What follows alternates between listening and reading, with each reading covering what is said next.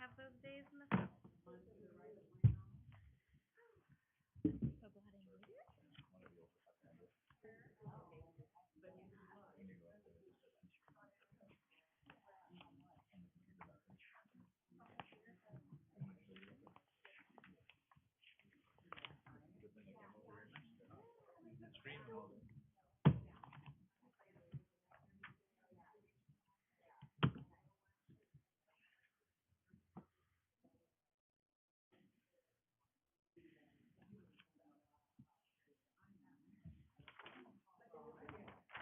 And it's like,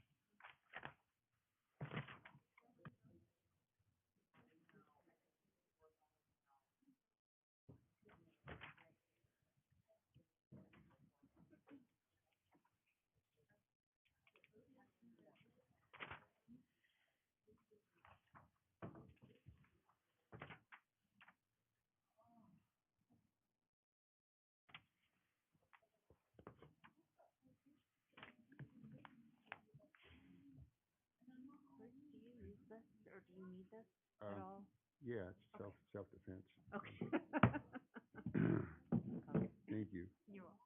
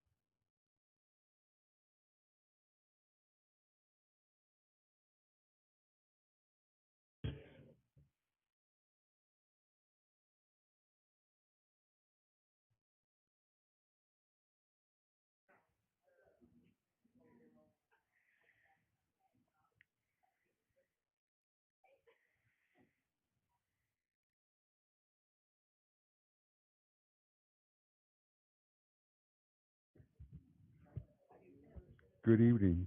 We'll convene this hearing. This is a regularly scheduled meeting of the Caldwell Hearing Examiner for September 13th, 2022.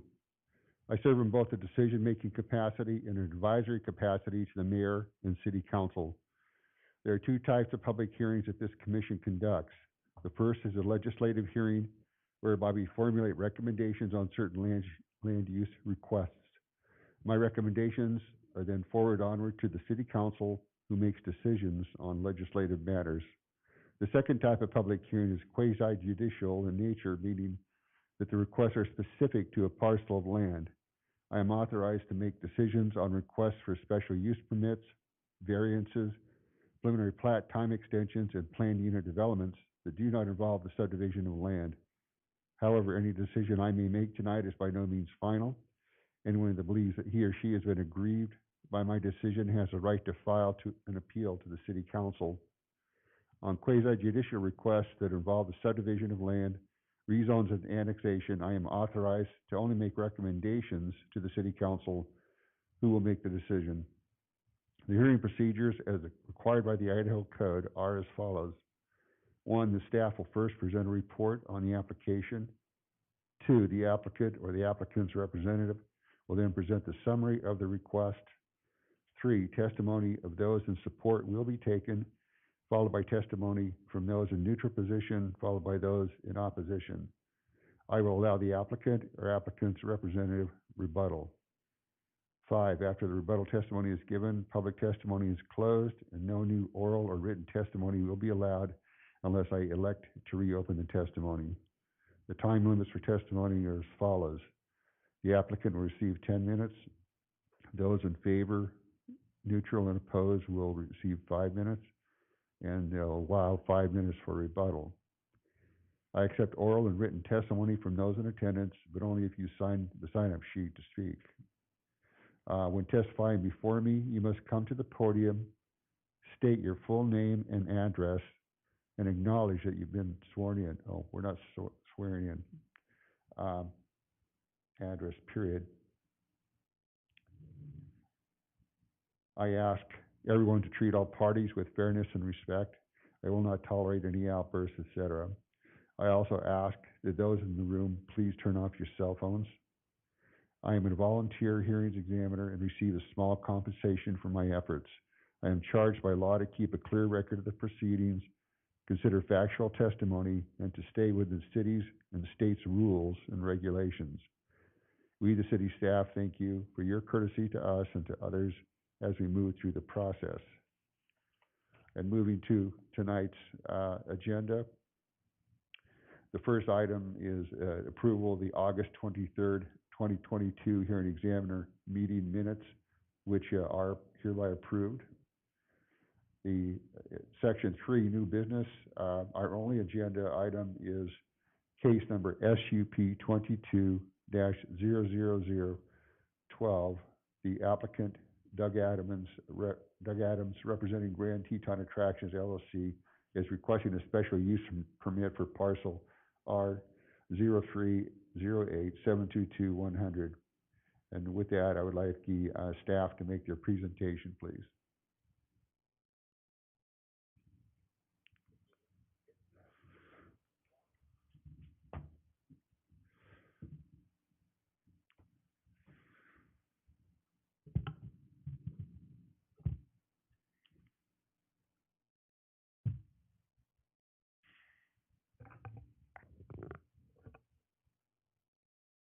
Okay, Julie McCoy, Senior Planner with Caldwell Planning and Zoning, 621 Cleveland Boulevard in Caldwell. And before I begin my presentation, I wanted to note a couple corrections to the staff report. Let's see here. First, I have not yet received the engineering memorandum. I was going to include that as a late exhibit, but I haven't received it yet. So that is not a part of the packet. It's noted in the exhibits, but it's not with the packet. And then page 2 of the staff report, below the table, it is noted that it's 15 fourplexes, not 17 3 to 4plexes. Just so you know, that's yeah, the corrections there. Okay. Okay. All right. Are you ready? Please Okay, go ahead. Microphone is a little weird. Okay. So it's SUP 22000012 for Nogales Court Apartments. And the request is the applicant is requesting a special use permit in order to construct a single 3 or 4plex multifamily housing unit on parcel number R30872210 that is located on the corner of First Avenue and Nogales Cart in Caldwell, Idaho. This parcel is part of the Madison Estate subdivision. It was approved by the city in 1995, but due to the difficulties that were noted in the narrative, the original plat was never fully developed. The area is currently zoned R2, which is medium density residential, with a comprehensive plan designation of traditional neighborhood. The uses, the purpose of a special use permit is to require the granting of special uses that are deemed to possess characteristics that require review and appraisal to determine whether or not the use would cause any damage, hazards, nuisance, or other detriment to persons and property in the vicinity. And a special use permit may be granted if the proposed use is conditionally permitted by the terms of the ordinance subject to conditions. The surrounding uses, there we go, okay. The surrounding uses in this area are noted on the table that's there, as well as you can see on the aerial imagery, some of it.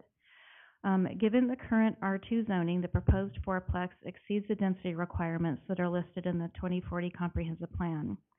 However, this project is in alignment with a recently approved special use permit for Madison Estates that will allow the construction of 15 fourplex housing units on the Nogales Court and East Madison Street sides. Additionally, given the future land use designation of traditional neighborhood, density of up to 20 dwelling units per acre is acceptable. In the above referenced case for Madison Estates development, the future land use density was used to determine the density requirements, not current zoning of the parcels. And we have some pictures here of the site that's in question. The first one in the upper left corner is looking south across the subject property. You will note in these photos that there are two other fourplexes that surround this parcel. In this area, we have one on the right-hand side that's looking east, and you can see both of the other fourplexes in that, and then one looking south across the subject property from the corner of First and Nogales.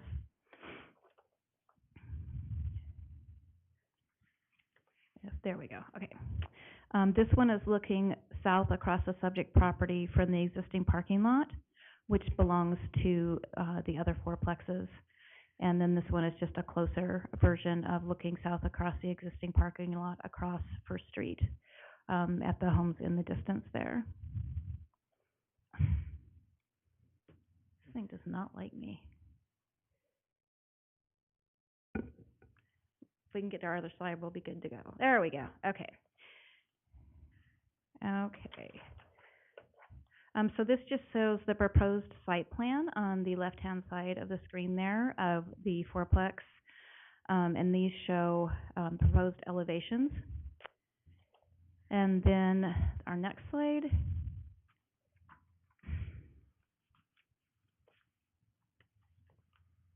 Can you maybe hit the arrow for me? Is it not advanced? Oh, there we go. Okay, awesome. And these are, some of this was included as a late exhibit for you. Mr. Adams has included elevations for both fourplex and a threeplex plan, depending on the feelings about the height next to the side of the street there at the corner of First and Nogales, as well as a landscape plan, and that was a late exhibit.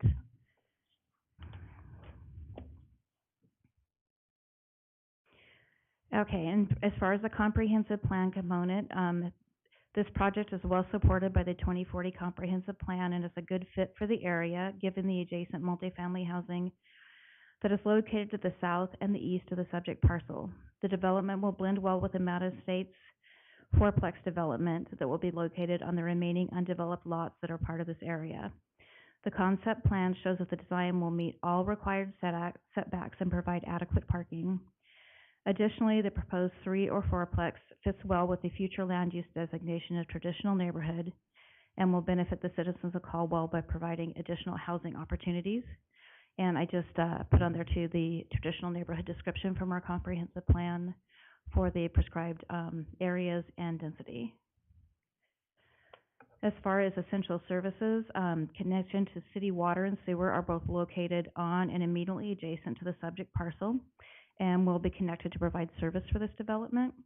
A fire hydrant is located within 55 feet of the subject parcel. The roads are adequate to allow for emergency access, and irrigation will be supplied via pressurized irrigation, and stormwater will be retained on site. The traffic generated due to the construction will be minimal and is not anticipated to have an impact that will require mitigation measures. And then this is just the conditions of approval for the special use permit.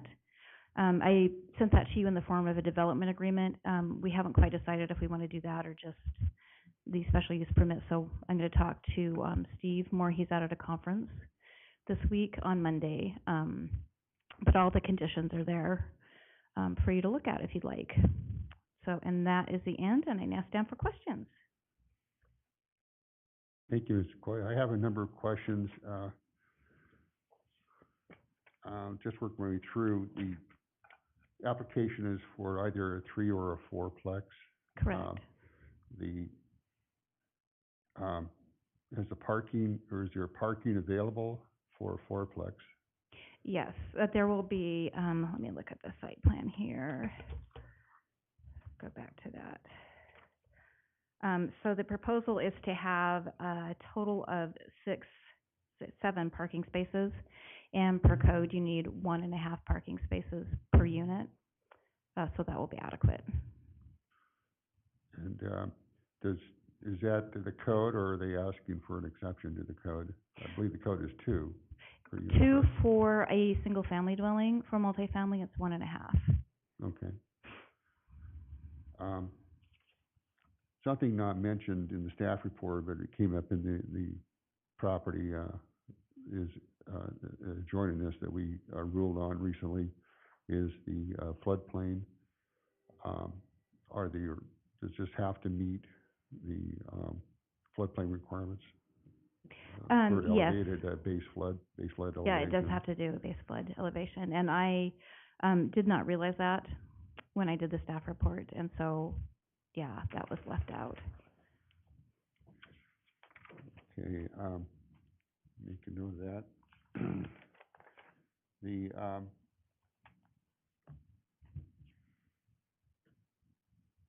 You did mention that you hadn't received the memo from Public Works. Correct. You know, the nature of this hearing is that we have to have a complete record.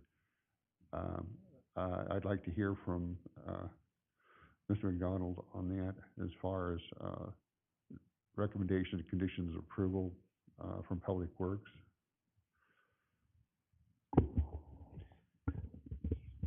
Thank you, Mr. Hearing Examiner, Rob McDonald, for the record, City Engineer.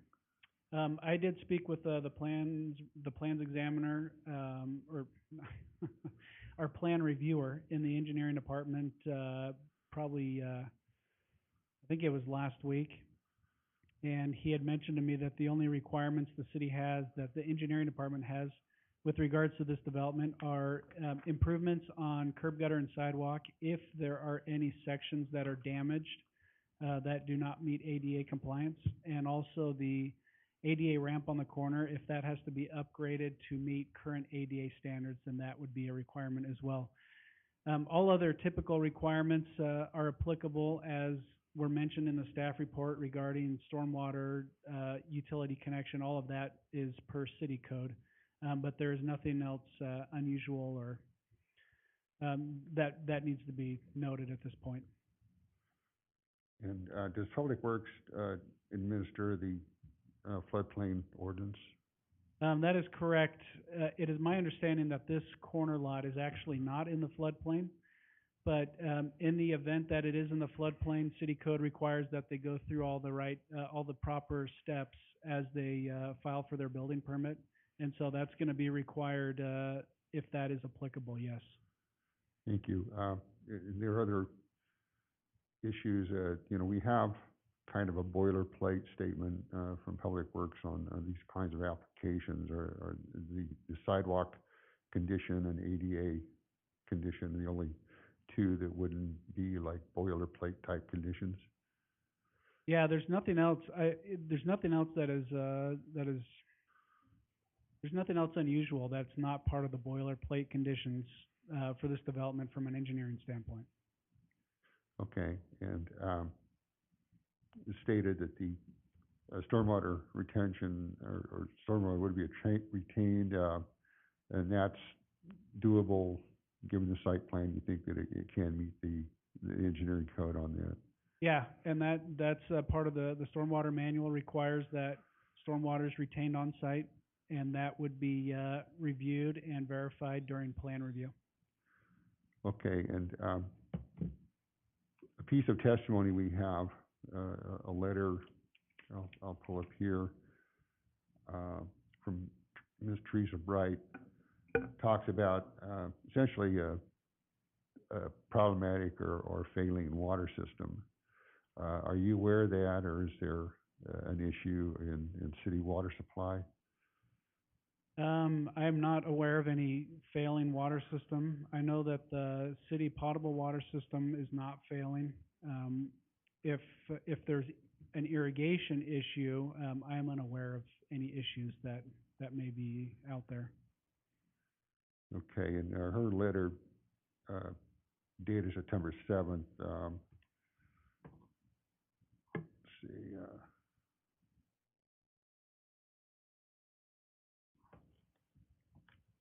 There's a statement to that effect that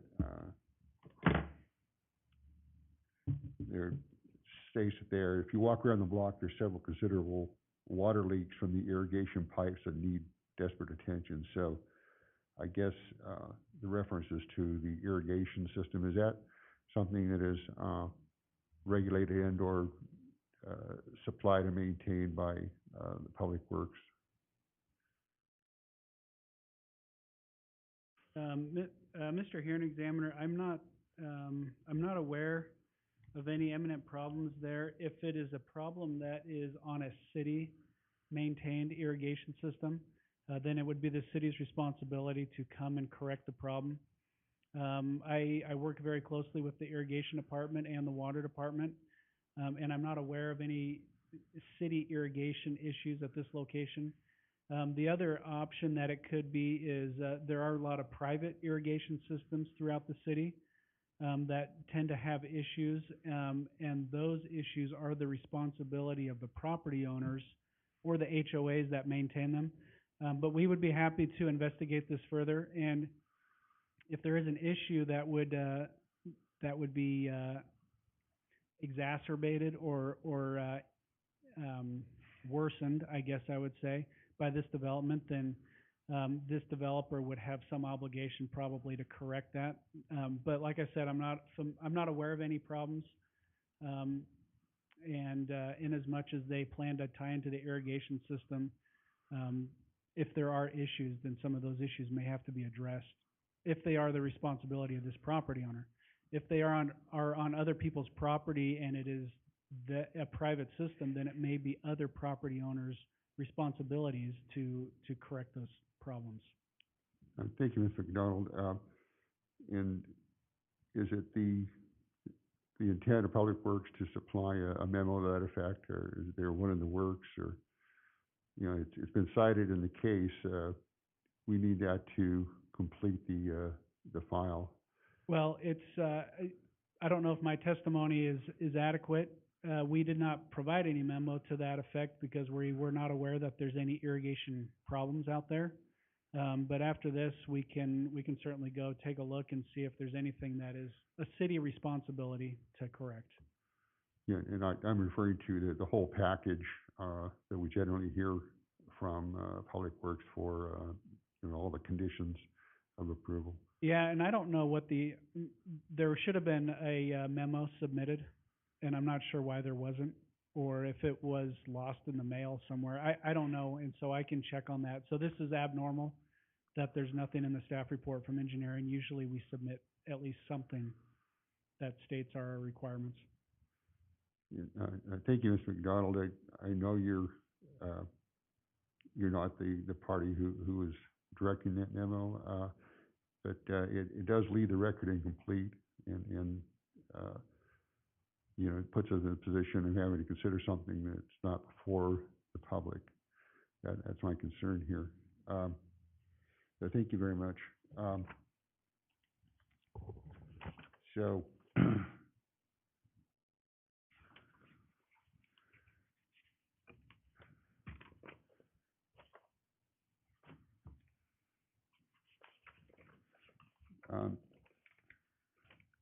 Ms. McCoy, you did refer to a pending decision perhaps on the form of conditions of approval, Mhm. being either development agreement or the standard SUP kinds of conditions that we see, the garden variety on every type of proposal of this nature. First thing that struck me in reviewing this staff report is that it's been my understanding and the research I did that the development agreement is a creature of a zone change and a zone amendment, and citing the Caldwell City Code, Section 100303, amendment reclassification, item E. It says, development agreement shall be attached as an exhibit to the ordinance establishing the zoning map amendment. It's just not a zoning amendment. And state code has a similar statement as a condition of rezoning in state chapter. In fact, you cited 67-6511A, a condition of rezoning that an owner developer makes a written commitment concerning the use or development of land. That is a development agreement. So that's the operative statement. Lacking a rezone, I was curious as to why we're going down that route. I have been with the city for 6 weeks, and at my previous employer, we always did a development agreement with a conditional use permit. So that was my understanding, is that was what was to be done. Well, I'm in an exceptional position of also being the hearings examiner for your previous employment. Mm-hmm. And that was, I didn't see that practice there either. Well, nevertheless, I'm reluctant to employ a development agreement outside of a zone change amendment. And that's fine. We can change those to the conditions of the special use permit. Yeah, I think it presents a procedural problem that could come back to bite the city Mm-hmm. in an appeal situation. Right, yeah. And so I'll address that in the motion. And then the other note I had, which it wasn't clear to me in the application staff report that it was either a 3 or a 4-plex. Mm-hmm. And so, you know, I think that the substance of that is not terribly important. It could accommodate either one. But again, if we're being this is where the buck stops for an SUP, you know, I'd like to see that clarified, or one or the other. And it does, the main thing that it hinges on that is the parking situation in some of the design. I do note that this exhibit, the elevation rendering appears to show a 3-plex.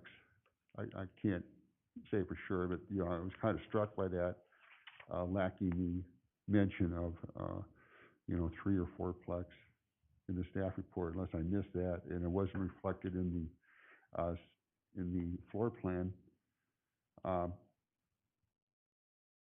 So could you clarify that for me, or does the city have a concern about whether it's a 3-plex or 4-plex, and whether the record should reflect one or the other? The way that it was proposed and what was sent to us from the developer was either a 3 or a 4-plex. And I believe that he was willing to go either way, depending on what your feeling was with that. And he can probably speak better to that than I can. But we do have a 3-plex and a 4-plex, both. Thank you.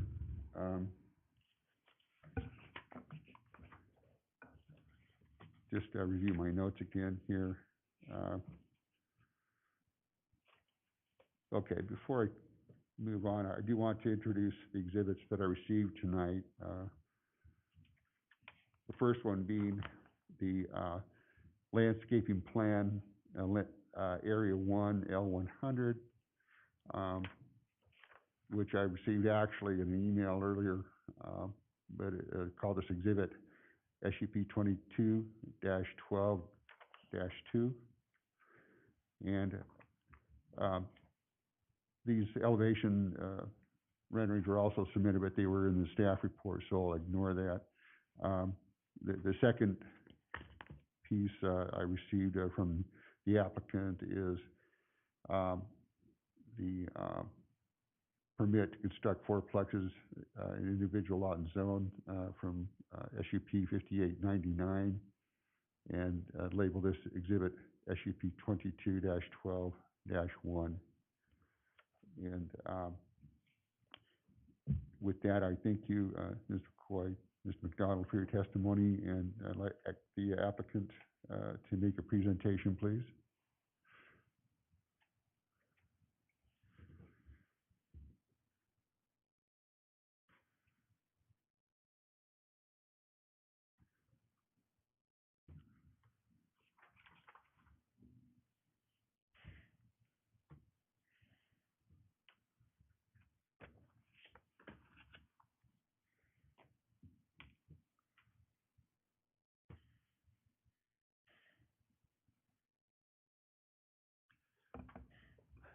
Douglas Adams, the applicant, 3527 South Federal Way, Suite 103-218, Boise, Idaho 83705. Thank you, sir. Go ahead, please. Some easy things. I believe there's 8 parking spaces when we paved the whole parking lot. There is a joint use agreement between the 2 fourplexes that are existing and this lot. There's also a pressurized irrigation system that has a joint use agreement between the 2 other fourplexes and this parking lot. So that's, the irrigation company is Golden Gate. So if there's leaks out there, it's Golden Gate's. You know, we don't know, there's none that I know of. So in any event, I think that was, there may have been one more, but I'll think of it at 2 a.m. Anyway, okay. We bought this as part of the, it was a three deal package. We had the 2 fourplexes and this lot, and we rehabbed the fourplexes, recently sold those. And when we did it, we repainted, refixed everything up, landscaped, ripped out the old parking lot because it was destroyed, and paved a new parking lot. And that's when we entered into the joint shared use agreement with the 3 lots. So one of the things I wanted to point out was this: the history of this lot was originally, it was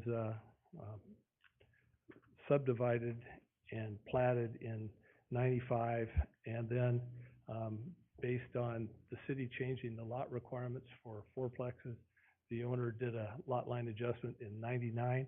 And of that, at that time, he went in front of the city, did all the special use permits, did everything the city required, and the city approved this lot for a fourplex.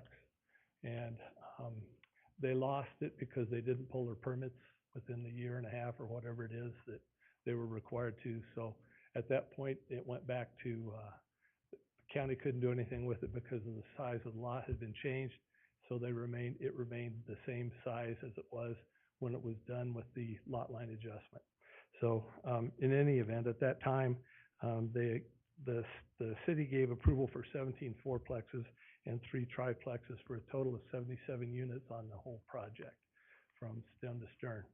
And we came back in today. I have working drawings done for the fourplex and for the triplex. Depending upon what happens here tonight, we will submit one to the city as soon as they'll let us. You have a renderings of both, what we're trying to make them look like. We'll do a substantial conformance to the renderings with our agreement, whether it's a developer agreement or it's the special use permit. We'll do either. Doesn't bother us at all.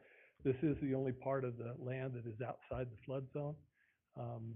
We have adequate room on the lot for to maintain storm waters for that lot that originate on that lot. We also have extra space that we can move the building back a little bit from the parking lot. That I don't know that we really need to at this point. We've got a landscape plan. I just got the landscape plan yesterday, I believe. And as soon as I got it, I sent it on. I've been waiting for 3 months for the landscape plan. C'est la guerre. So I don't know what else I can tell you. I'm familiar with the neighborhood. I've owned property in there for a year now. We believe it's a good use for the property. We believe it's an excellent use for the neighborhood. These are all 3-bedroom units. I had 3-bedroom units in the other units that I owned. They were full all the time. Last time I was told I would get some, what would you call it, the ability to address somebody's other comment. We went in and put $25,000 into each unit, totally gutted and redid all the units. That whole thing right now is in good shape. If this goes in and we're successful to get the other 15 fourplexes in, it'll make an impact on the area, which is right now has problems with some gangs. And we've fought some of those problems. We've had to paint fences. We've had to sand fences from graffiti and that sort of stuff. We see that as ongoing. It's one of the reasons we wanted to get the Homeowners Association on with the 15 fourplexes so that they could deal with that. It's easier for the Homeowners Association to deal with that than anything else. And with that, I stand for questions.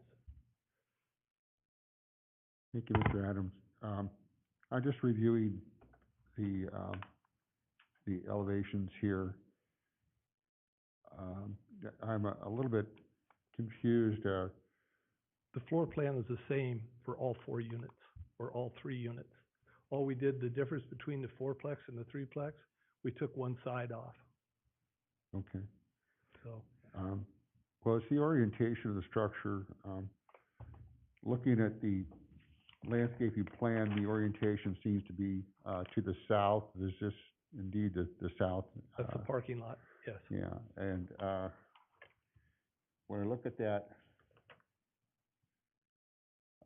elevation, it's completely different. I think it appears like maybe the labeling is incorrect. In the exhibit we have showing what's labeled the south elevation. Yes, but the orientation appears to be the south elevation according to the site plan. That is. So is it mislabeled here in the exhibits? North elevation, south elevation? Yes, it's mislabeled. I haven't realized that till now. But this is facing the parking lot. This is the back, faces the First Avenue. Okay. Thank you. That clarifies that. I was wondering what's going on with that. So, Mr. Adams, I am concerned with the north elevation. It's quite plain.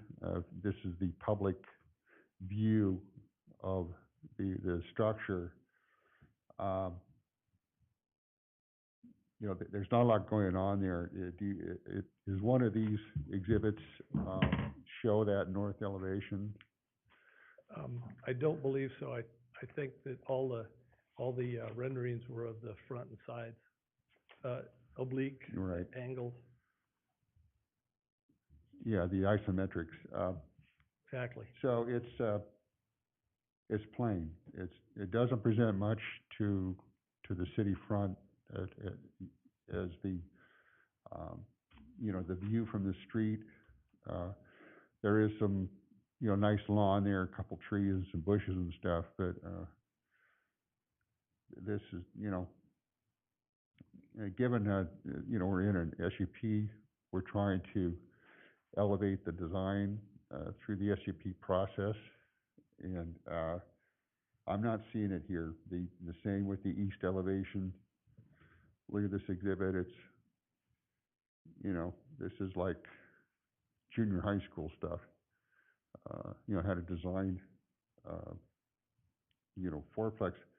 The west elevation, same thing. It's the front elevations I think are fine, but there seems to be little or no effort on the sides and rear of this structure to incorporate into the cityscape. Well, to the north of me right now, I believe we have manufactured homes, not anything over 1,100 square feet. Most of them are over 20 years old. I'm not trying to underbuild. I'm not trying to overbuild. I'm trying to build something that looks decent, something that has good floor plan, something that has, because this is a rental, this isn't a condo.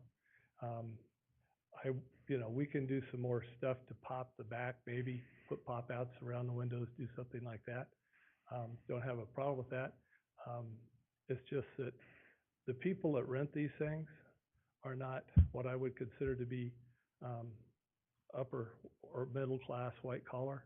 The people that rent these are most of the people that were my tenants, were people that worked for, what's the big ag guy? And commuted from there, from where they live to there. So I'm trying to keep a budget for what we can do. I understand your concerns, and I can do some things for that, but I don't know. If you have some more ideas about what else I could do to the backs or to the front. And one thing, I didn't draw these. I have an architect that drew these, and he's very good at CAD. He's excellent at CAD. That's why he does the drawings for me. But basically, I like the front because that's where people come to rent. And if they like the front of it, they'll rent it from you. The back, once the trees get up, people don't notice the back so much. But, like I said, we can pop out some windows. We can do some more design work on it. Thank you, Mr. Adams. We're here to adjudicate design, not the potential renters. But this still, the sides, the east elevation here, the north elevation there are the public exposures with the public views, and there's little to recommend that. The landscaping does help. The landscaping seems adequate, but I can't design your structure. I mean, you're paying somebody good money for this, but it's just, we're looking for a livable city, Mr. Adams, and this is not delivering on that. People, a lot of traffic going through this. They'll see that north side just kind of, you got 8 windows there. That's not really contributing to a livable and walkable and amenable street side community. And I need some help here. It's not, and I'm not going to design this project for you, Mr. Adams. Didn't think you would, but at the same time. But you suggested that I might. No, I said if you had some ideas or suggestions, I'd listen to them. You're quibbling right now. So I'm really kind of disappointed, and particularly, in what was approved in the adjacent properties. It had similar problems that the public frontage was lacking in what I consider inviting design, making it more livable, integrated in the community. And regardless of what is across the street, we have to start somewhere, and this is a good place to start. And okay, well, I can't draw it tonight. I don't know. I can tell you that we'll add some pop outs or some things of interest or change some stonework or something like that. But like you can't tell me, I can't tell you, I don't have the ability to draw it here. So either, I'm at an impasse because I don't know what more to do other than tell you that we can address those issues. I don't know what else to do. Thank you, Mr. Adams. I realize the quandary here, but I feel part of my job is in adjudicating an SUP to get the best project possible as we move along in developing the city. I don't think we had the best project possible. you know, the form of everything, the elevation, it's just you know, a big rectangle with a roof on it, but, you know, there's got to be something else, particularly on the public front, in this case, the north and east elevations, that say more about, you know, the livability of this city. And these are issues that are articulated in the comprehensive plan. I don't have chapter and verse in front of me, but they are there. The other question is, you know, threeplex or fourplex. You said it's depending on what happens in this hearing. You know, either one would be acceptable or in conformance with the R2 zone. It's not an issue. It's go either way on that. If you can meet all the other criteria, mainly the parking, which that's been stated is being capable of being met through the 7 parking stalls you show here. But the point I want to get around to is that this is the final hearing on this barring an appeal, and I don't have, you know, all the information in front of me or enough information to inform what this project would look like. So the other question is, looking at these renderings, the elevations of the fourplex and the triplex proposed, is this the color schemes and type of design that you're willing to live with and propose for this project? Yes. Okay. The other side, the other 2 fourplexes that adjoin this are vinyl siding. Right. The utterly cheapest possible vinyl siding that was put on them when they were built. We replaced a bunch of it, but I can't, you know, you can't do the whole building again. And so I wish you would bear with me a little bit on this, because I don't know what else to do. If you're going to turn me down, which apparently is where we're headed, I guess I'll file an appeal. But I don't want to get there unless I have to. But I don't know what else to do about the back right now. I can't, like I said, I can't draw. I'll tell you, we'll go at it. We'll have a shot at it and try and do something to make it better. Which, if the front looks appropriate, do you think the front looks appropriate? Okay, so you want me to do something similar on the side and the back. And if I tell you I will, I haven't lied to anybody yet, but that may not be enough for you. I don't know what to do. You run this, I don't. So I'm kind of in a quandary as to what I can do at this point. I don't know. Good. Okay, well, thank you very much. I understand that. Now, you did mention, back to the irrigation water and parking, that there is an agreement with the adjoining properties for overflow parking and sharing an irrigation system.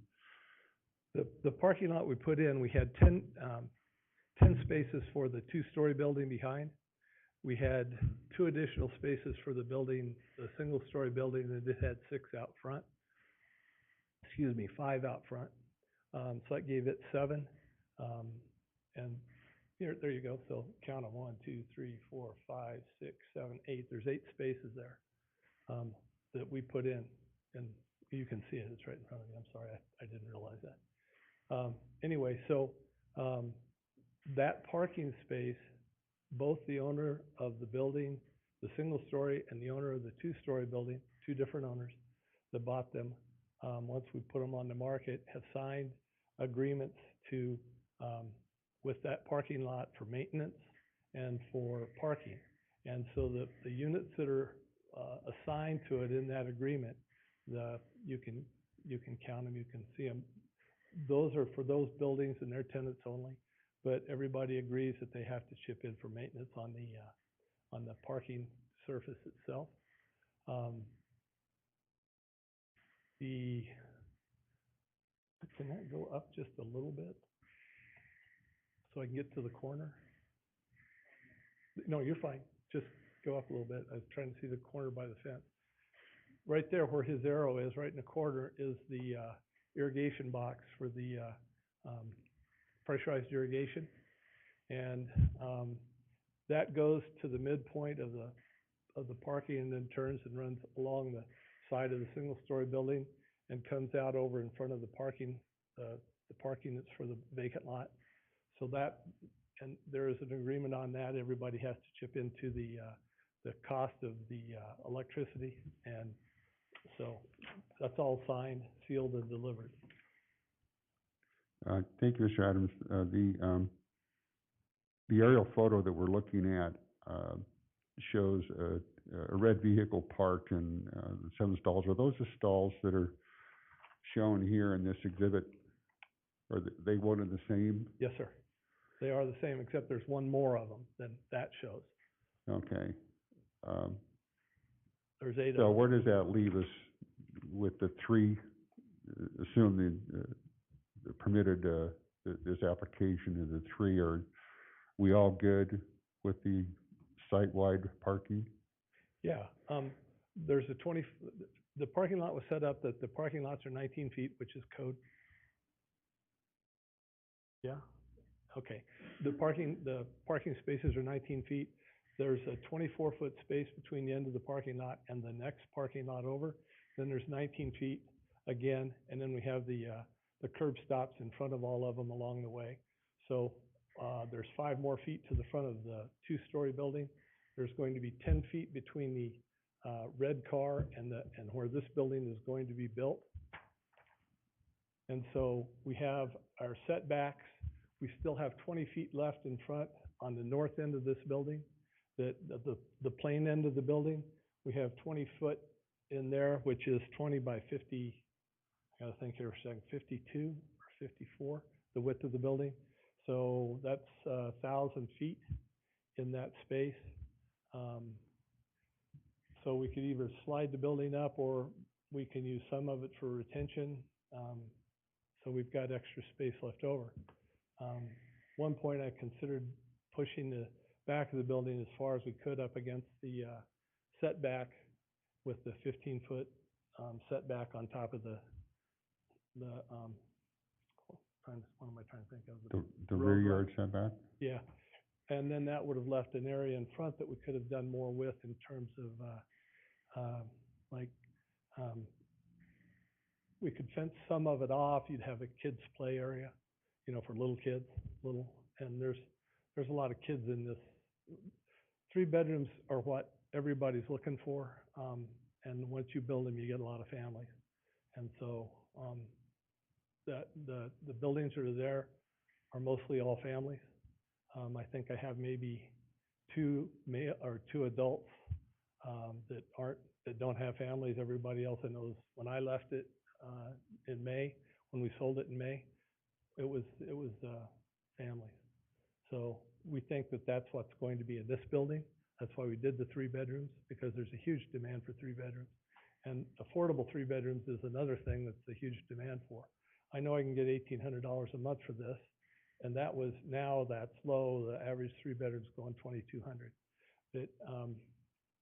But I don't make the rules. I just, you know, try and do stuff. But at the same time, cost to do stuff, cost to build this, it's been through the roof for quite a while. So, you know, I may get more rent, but I'm going to be paying a lot more for it. So anyway, as it stands right now, the only thing I know what to do at this point is all's in your court. I will tell you that we will make those what would be the north end of the building, the non-entrance side, I guess. We'll do some what do you call it, architectural work to make that more acceptable. On the side, I don't want to do this because it's 50 grand, but the lady that's going to sit here and come up here and talk to you, she bought the house across from the lot over there. And so she doesn't want anything on that lot, and so I'm giving her some free time. But basically, the only thing I would say is, Mr. Adams, I had another question. yes, sir. Back to the parking agreement, do you have a cross-access agreement for that parking and Yes, some kind of agreement or contract about the shared irrigation facilities? yes. And that's already extant? Yeah, it's already been signed. We had to do it when we sold those buildings off. We had, the attorney that was here for the other thing, was standing here, he made it, he did the thing, everybody signed. It's signed, sealed, title companies recorded it. Okay, I think that's all the questions I had for you, Mr. Adams. With that, I'd like the people to come up and write to us testimony for those that signed up. Sue Sebastian, please.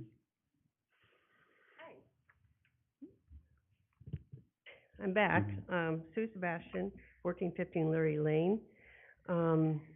I just found out about this project Friday, and it's by accident, truly, because I was looking for a project being built on the other side of my driveway. One of the things I had a problem with, a couple of things actually, I called the county assessor on this lot.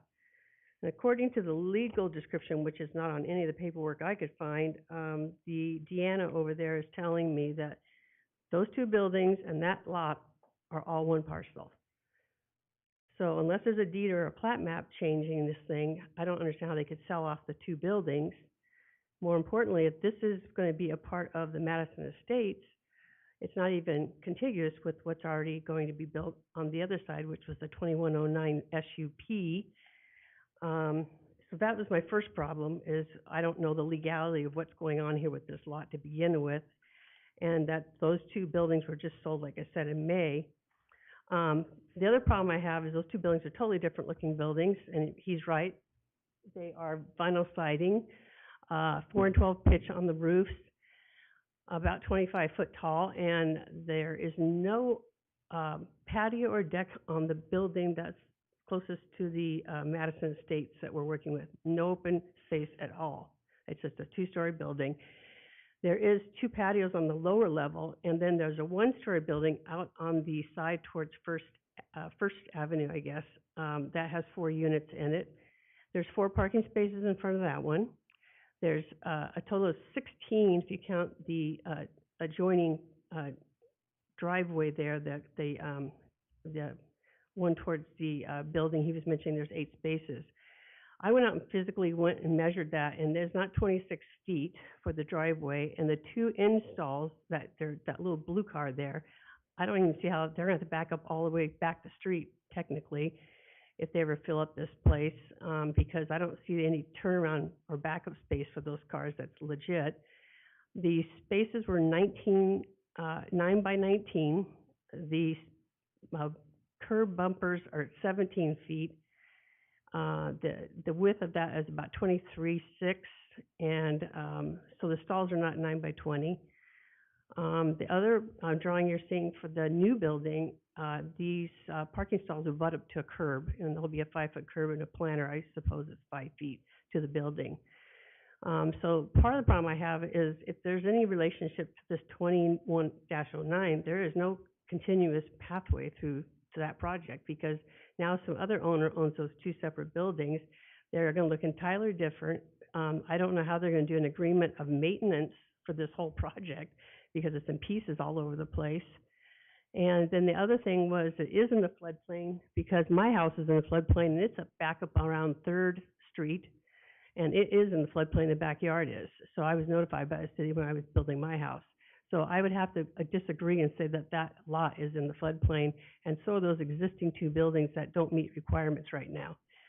So that's part of the problem I had looking at the investigation of this lot. The other problem I had is, obviously with this lot, there's no easement shown. I don't know if the site plan that you got today had anything, but there was no landscape plan or finished site plan for this project. And the other issue I had was, if this is part of the other parcel, I'd like to know why I wasn't notified. Now, they're just using this one parcel or this one corner for notification purposes, but as told by the city, it's still part of Madison Estates. So that's why I don't know if the intent is to join it with the other 15 lots, as the city planner was talking about the previous approved 21-09. So I don't know if this is a standalone, going to be part of the other one. What agreements are going to be made with these two separate apartment building owners as to how they're going to deal with the discrepancies on the floodplains, parking agreements, maintenance. There's no HOA unless they're planning to sell all these lots off individually, and that's going to really complicate how they're going to figure all this out. And then the other issue I had brought up was the fact that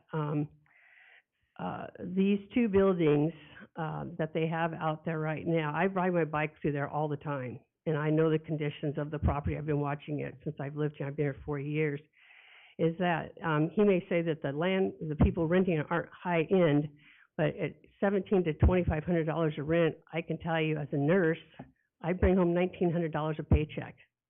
So that just tells you where I make a nurse wage. I can't imagine someone working at Jack in the Box or Target or Walmart being able to afford one of these units without having multiple people or families in them. And so the 1.5 parking, I don't think is acceptable because they're going to be on the street. So I'm not complaining mostly with Mr. Adams because I don't have one thing against him. I don't have the thing against building because, hey, I'm all for the Dollar General they're building up there on Illinois Madison. 100%. I'll be back at that meeting. But I do have a problem with the city. I know that they've gone through a lot of personnel lately in planning, and there was a lot of churn over there, but I feel these projects shouldn't be coming to these hearing meetings for approval when they're not complete. No one should ever have to make a decision whether they get to have a 3-plex or a 4-plex. You make a decision, you live by it. And the city should be working with these developers to make sure when they're submitting plans here for approval, they are complete, they're finalized, and there's absolute direction that these people are going to go with, because we're not here to help them make their decisions. And that's where I feel the city's going to end up in some big trouble here coming down the road with these bigger projects if they can't get this kind of stuff dealt with in the planning phase with these when they're doing their interior meetings with the staff and with the developers, because this project right here, I don't have a lot of problems with it, and it could meet. Open space, there's a big area behind the building. I guess you could call that open space, but this is going to be 72 units without a single place for a kid to play that's safe. And there's a lot of kids out here. And if you, Mr. McDonald, can you kind of make that go smaller? These houses all around it have fenced yards, and these are almost 10,000 square foot lots. Mine is almost a 10,000 square foot lot.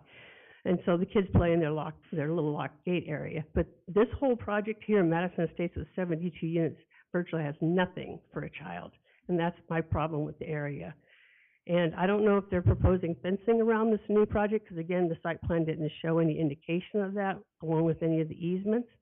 But the point is that Madison area and First Avenue is going to be a very busy street here. And I'm just concerned again about the safety. So my complaint really isn't the cosmetics of it as much as the two buildings that are now separate from this project, which I don't understand how that ties into it all. I like to have the city make sure that they do some exploration with the county and find out what is actually deeded here, because they need to do a deed or a plat according to Deanna County, and I don't know if any of this has been done for this lot and those two little buildings that are all part of it.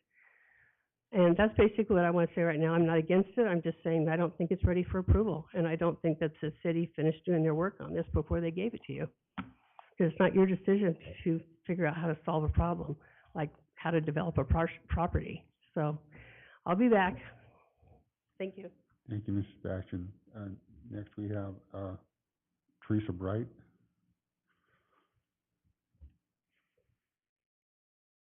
Hi, my name is Teresa Bright. I live on 103 Nogales. You can see right there on the corner. I think I addressed what I was supposed to say. Sorry, this is my first time to one of these meetings, and I don't have all the formal things that everybody else does. I am here as I work at West Valley with wound care, and I live in Caldwell, so dual. I'm current, but I work there, and I notice there's a lot of lag in my patients getting into me because we don't have the people to push referrals through, nor the staff to care Would for you them. speak in the mic, please? Sorry. Thank you. Nor the staff to care for them. I am not against having more homes. In fact, it is a very good thing to bring in more homes so that people can live. But Sue had a very valid point at the $1,800 a month. And this area of housing units, we're not rich. We are actually below or mid. And those three houses right there on the corner of me, there's special needs children in there. The one, they have cows, chickens, goats. There's a little boy that rides his tricycle there. There's another boy that has to come out of his house almost all the way to the drive, because in this picture that you see right now, those parking spots are not full like they are in the evening when I'm home at night. They're all taken. There is an extra 2 trucks and 2 cargo trailers in that dirt lot. And like those big trailers, everybody will start parking out on the streets. This is what you normally do, but there's been an ambulance at those apartment or those trailer houses 4 times in the last 3 months.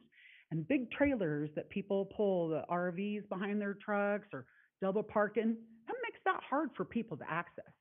I personally just moved in my mother and my father-in-law because they cannot afford to be on their own. They're not walkie-talkies. In fact, it takes my mother-in-law almost 3 hours just to bathe and do her thing in the morning. We are on the outskirts of town because we like the lower pace, the slower pace to raise our children, to take care of our elders, to raise our chickens. We didn't move downtown Caldwell because we don't want it there. I'm not opposed to having houses. We need to bring them in. I'm not opposed to having city limits right in my front door. And those and duplexes, you're going to see right over my 6-foot fence and be able to see whatever I'm doing in the backyard. That's my little piece of privacy that will disappear if they put higher buildings up. I'm also concerned about our infrastructure. The police officers are overwhelmed. There's like 73 people to man the 63,000 that live in this city. Holy shnikes. Doctor shortages, nurses shortages, and then the roads and the cars. You can't go to either one of these Albertsons without being jam-packed from, people doing their business.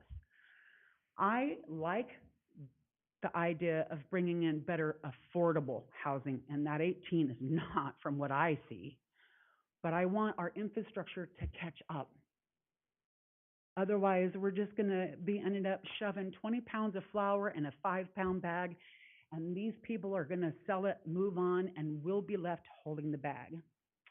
I also want to speak to that irrigation. I had 2.5 months with no water. I am through Golden Gate irrigation. We are not pressurized, so I find it interesting that the apartment buildings that don't have fruit trees or grass get to have pressurized irrigation when I do not. I know that some of the issue, this isn't speaking to all of this, the irrigation, the ditch rider that was working there was just canned right after the big flood that came down first, when they barely turned on the water because he wasn't caring about anybody getting water. They just replaced, there's 2 ditch riders now taking it, and I am getting some water, but not everybody down my block. And so all of those things, our electric, our water, our taxes are going up.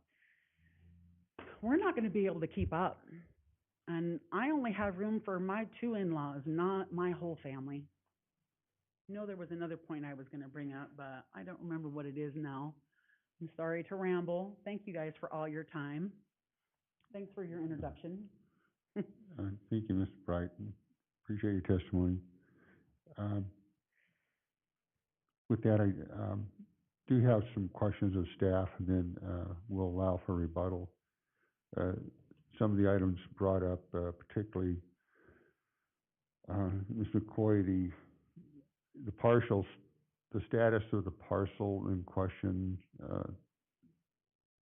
Can you describe the shape of that? Is it just the dirt in this aerial photograph, or is it one parcel? No, that is, Rob, if you could just click on them at a time. So the dirt there is a parcel. You can see the blue outline. Okay. And then the one fourplex to the, that one's Okay. a parcel. And then the other fourplex is a parcel. It's 3 separate parcels. Okay. Take care of that. The, the issue of the parking, Mr. Adams indicated he does have an agreement, for the parking, the shared parking essentially amongst the three parcels. I'd be looking for, some kind of surety through a cross-access agreement, that would be, recorded, at the county, to that effect, in perpetuity, removing any concerns about that sharing of the parking. Yes, And that's correct. The That question would be for good. you, Mr. Coy, is, do you agree that there is adequate parking for the proposal in the two existing structures? Yes, there's, as I said in the code for the multifamily housing, it requires 1.5 spaces per, unit. So there's 1, 2, 3, 4, 5, 6, 7, 8, 9, and let's see here. It's hard to count them from here, but 1, 2, 3, 4, 5, 6, 7, 8, and then 8 here is 16. And so, And then the two at the end there also, and at the end of the one that goes this way, there's parking, that's like a driveway. Yeah, correct, thank you. so that'd be 12 units with 16 stalls.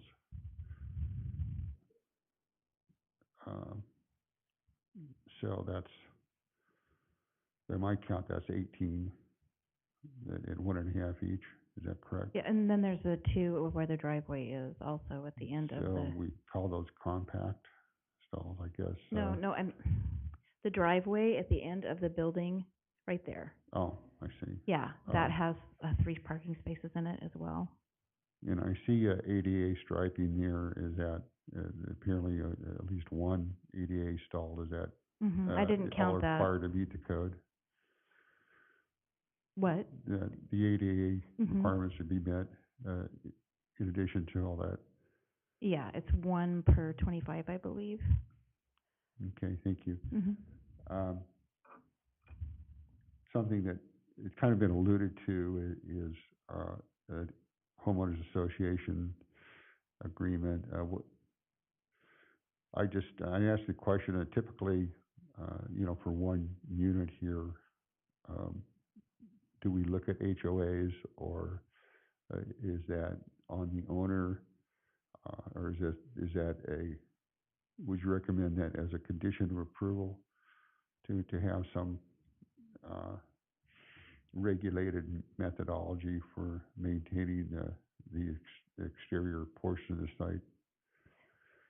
It would be difficult to do that with the 3 multifamily because, yeah, that's something that we probably could require of them. I know that the Madison Estates is going to be requiring a homeowners association, so that is a condition that we could put on this. Thank you. Let's see.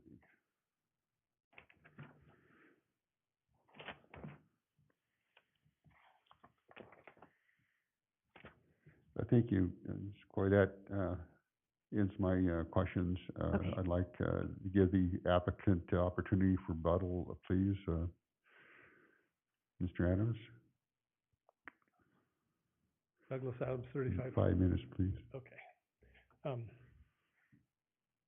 As far as the parking lot goes, is already recorded. It had to be recorded for the other mortgage companies to extend mortgages onto those other 2 buildings.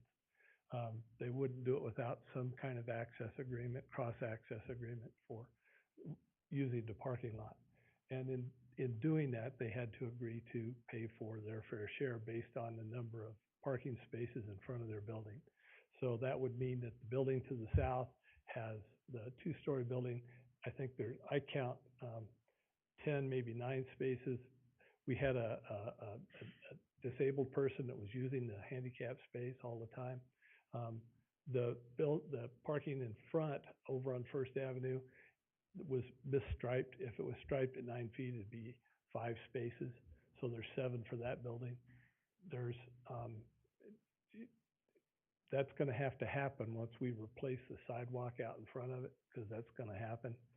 When we agreed to do this stuff, I can't take the sidewalk out. That sidewalk in front of that parking space on First Avenue has got a problem. It's cracked in 4 or 5 spaces. So we're gonna get to replace that too. I don't see any way around it. So when we do that, we'll tell them they need to restripe. The people that bought the 2-story building paid $1,005,000 for that building. I do not see them letting that go to pot. I do not let them see that doing anything. I see them taking care of it. There is a management company that runs it right now for the owner. The same thing on the other building. That was $952,000, I think. I'm trying to remember.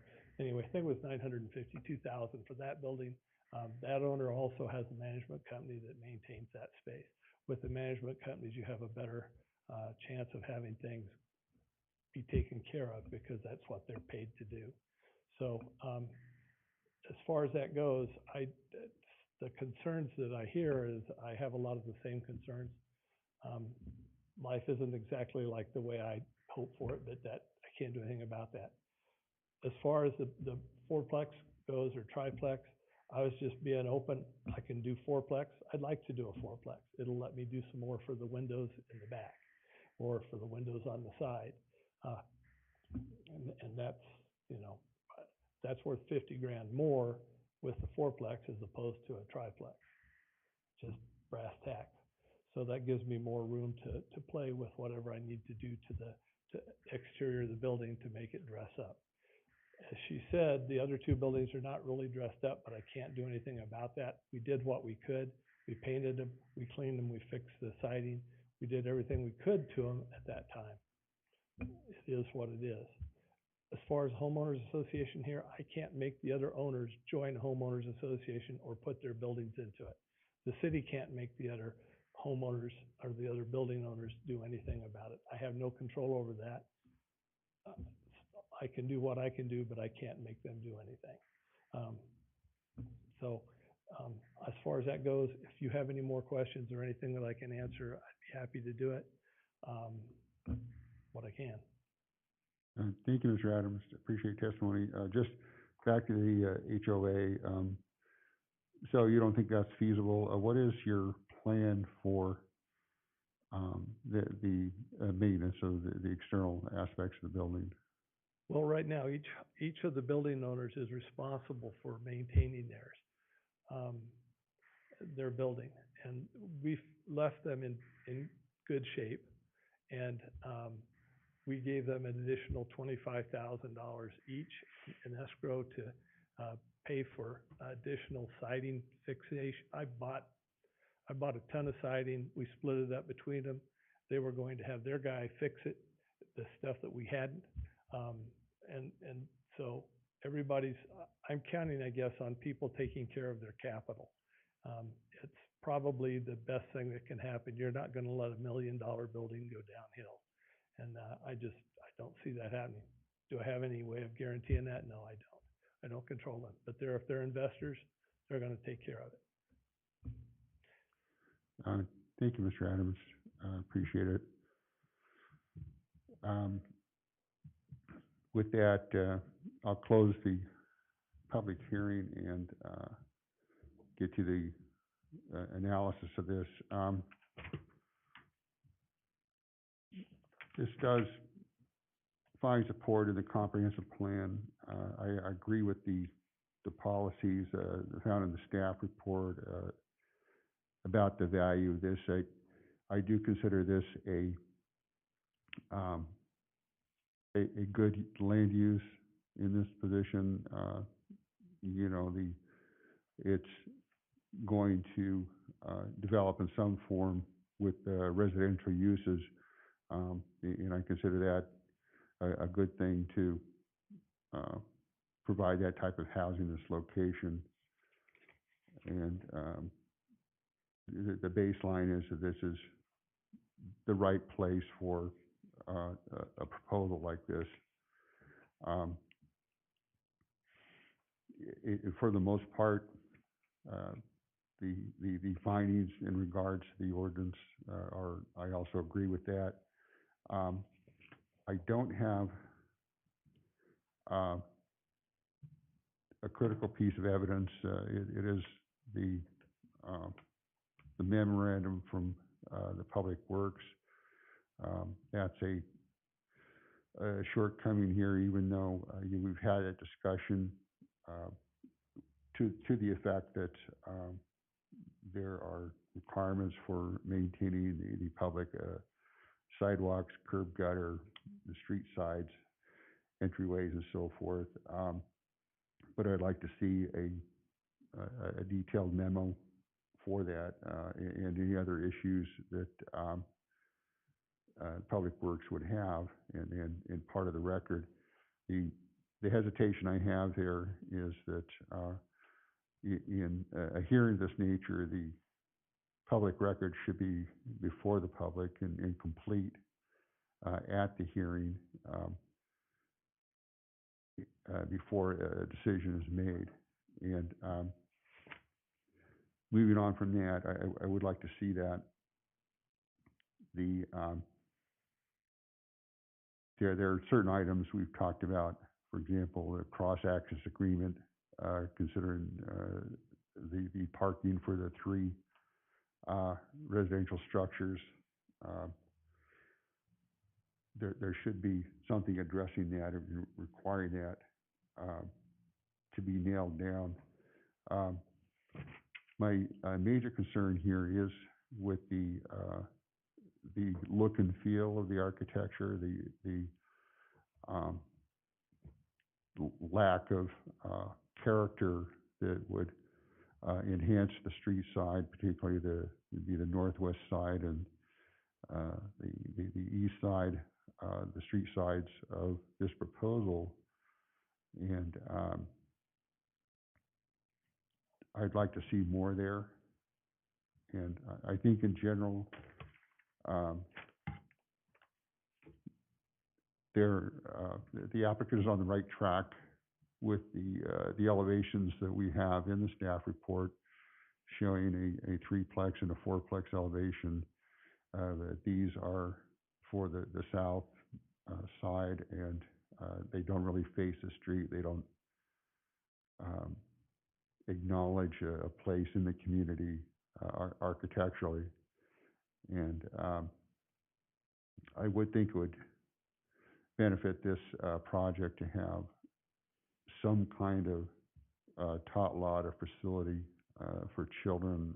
The applicant's testimony is that they'd expect families here with children. I don't think it's enough just to have a tree and a lawn. So what I'm going to do at this time, I just want to lay the groundwork. I think the project is doable, but I don't think that we're quite there yet. And I'd like the applicant to work on those issues, particularly the accommodations for recreation for the residents, the cross-access agreement, and improvements in the architectural design on the northern elevation and the eastern elevation to make that more integrated into the community, make it look like it's part of the community. And I am going to continue this to the next available hearing. I'm assuming that given 30 days, we can address these issues and have a complete record. Also, I would like the decision 3-plex, 4-plex. That's up to the applicant if they can meet all the conditions required of that type of structure. So, Mr. McCoy, do you have a date? Do you think 30 days would be adequate to come back and reconvene this hearing before a decision is made?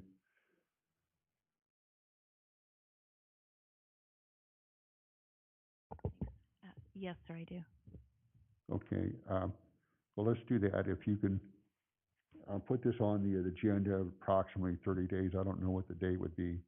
I don't either, but we can look and figure that out, that piece out, and then get it, on the agenda. Roughly October 13th, thereabouts, whatever that, I don't have a calendar in front of me. I don't either. We've moved Um, to the Wednesday hearing, so it would be on a Wednesday Okay, afternoon. I can't, are you doing the second and fourth or the first and third Wednesdays? Do you remember, I think April? the second for sure. Okay, okay. So if you could provide me with a date, we'll schedule this to a date certain. I'm sure the applicant can bring those items in. I hope it's clear in the record, what I'm looking for. To complete the application, we have all of the information in front of us without having to amend or guess.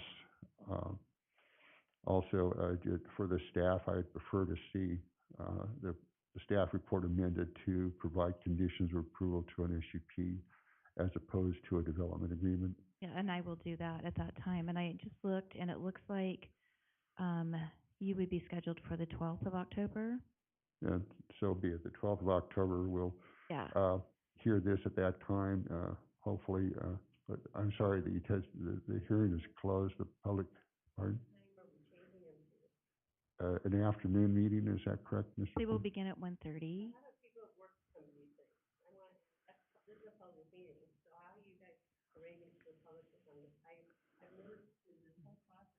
Well, well, I appreciate that. We have closed the public hearing.